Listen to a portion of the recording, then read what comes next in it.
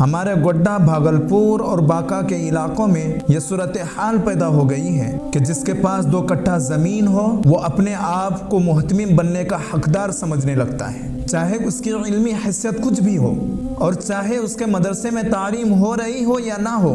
پھر سال بھر مدرسے کے نام پر چندہ کیا جاتا ہے اور سال کے آخر میں ایک اجلاس منعقد کیا جاتا ہے۔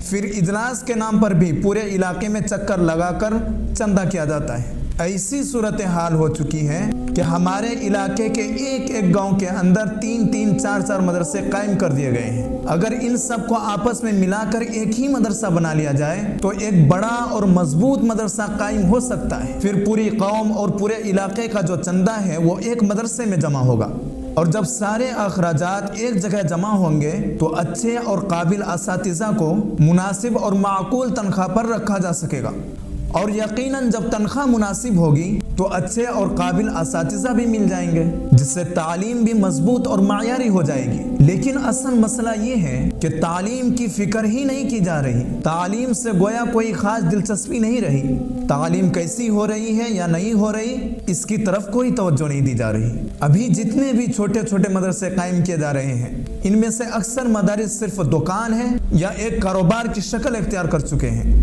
مدرسہ کھول لیا جاتا ہے اور ہر سال اسی کے نام پر چندہ کیا جاتا ہے۔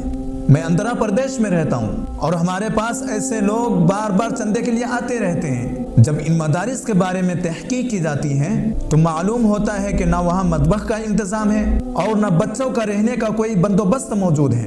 اس کے باوجود بچوں سے فیس بھی وصول کی جا رہی ہے اور پھر بھی مسلسل چندہ کیا جا رہا ہے۔ اور اس سے بھی زیادہ حیران کن بات یہ ہے ہمارے جو بڑے اور ذمہ دار علماء ہیں وہ بھی انہیں تصدیق نامہ دے دیتے ہیں اور چندہ کرنے کی اجازت فراہم کر دیتے ہیں۔